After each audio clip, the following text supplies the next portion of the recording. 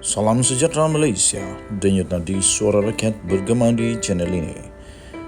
Jangan lupa tekan butang subscribe, like dan share. Malaysia kita punya, cintai Malaysiaku, kita jaga kita.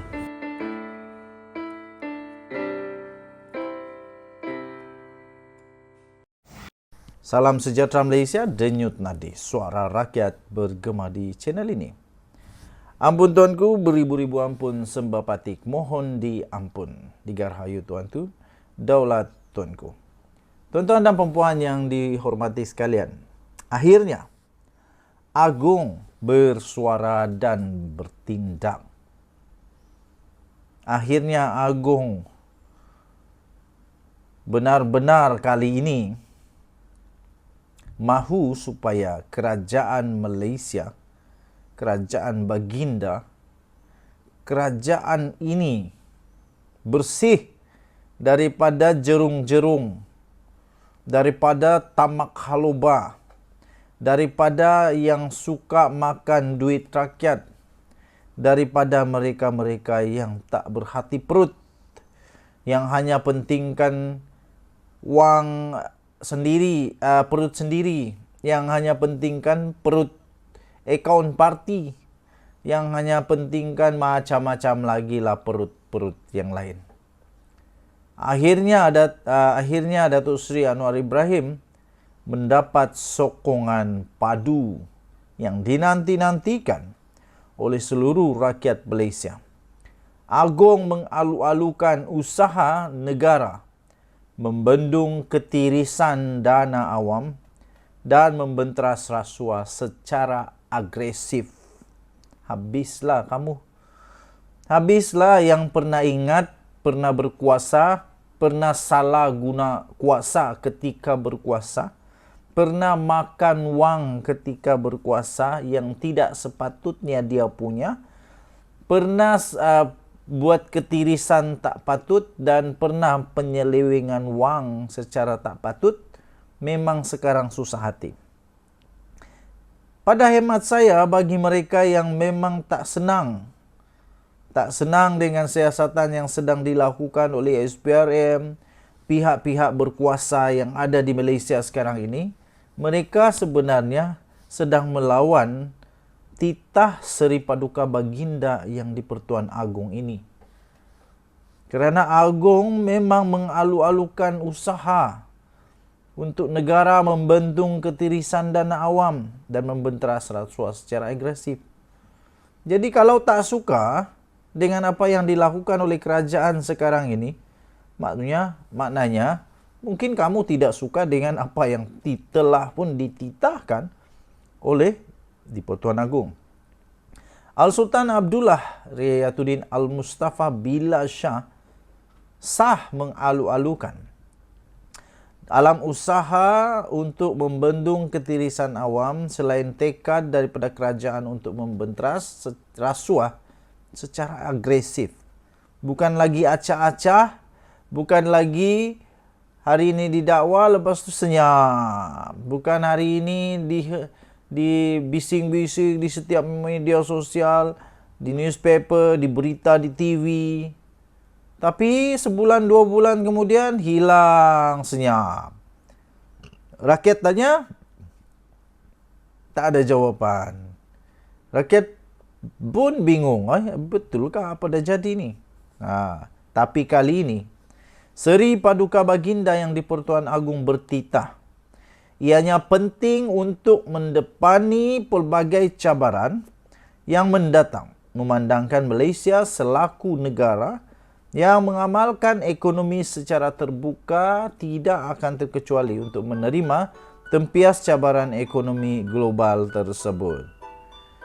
Tuan-tuan dan puan-puan yang dihormati sekalian, channel ini dan saya sendiri, admin The Twin TV, saya support kepada usaha kerajaan ini dan juga saya menjunjung titah yang di-Pertuan Agong.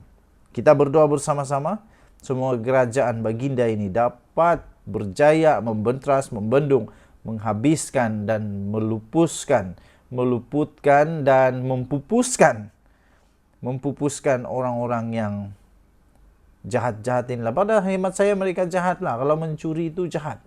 Kenapa jahat? Karena yang dicuri itu duit rakyat. Ada rakyat yang miskin, memerlukan uang itu. Kita jumpa lagi. Bye-bye. Yang di Pertuan Agung sudah pun mengeluarkan titah menyokong dan mengaluh-aluhkan supaya kerajaan perpaduan baginda ini, kerajaan perpaduan sekarang ini menyasarkan ataupun memfokuskan dengan agresif untuk fokus kepada rasuah, penyalahgunaan kuasa, penyelewengan yang berskala besar. Jerung-jerung. Sebab itu ada orang makin takut datang parlimen. Ada orang semakin risau kalau ada Anwar di parlimen. Itu soalan-soalan cukup mas. Baru-baru ini seluruh Malaysia terkejut apabila akhbar melaporkan seorang bekas Menteri Keuangan sedang disiasat Suruhanjaya itu berhubung simpanan harta berbilion ringgit di luar negara. Antara kes besar yang lain yang mendapat perhatian adalah berhubung pembakuan akaun sebuah parti politik atas dakwaan menerima ratusan juta ringgit dipercayai dana politik. Siasatan kes melibatkan jerung bukanlah sesuatu perkara yang luar biasa kerana ada jerung-jerung yang lebih besar pernah disiasat oleh SPRM. Antara jerung yang sudah ditangkap sudah jadi banduan Najib Razak. Sebelum ini siasatan SPRM dilihat terarah kepada kes penyelewengan peruntukan dana dan perolehan kerajaan yang dilihat dilakukan secara besar-besaran di seluruh negara. Ia termasuklah insentif penjana kerjaya yang diambil kesempatan oleh pihak majikan atau pemilik syarikat untuk menipu dan membuat tuntutan palsu. Jumlah tersebut bukan sedikit. Malah ada yang membuat tuntutan palsu melebihi 1 juta ringgit Malaysia kepada Pertubuhan Keselamatan Sosial atau Perkeso seperti yang telah dilaporkan kemarin. Inisiatif itu diberikan kerajaan untuk membantu merangsang ekonomi negara melalui pengambilan pekerja dan program berbentuk latihan.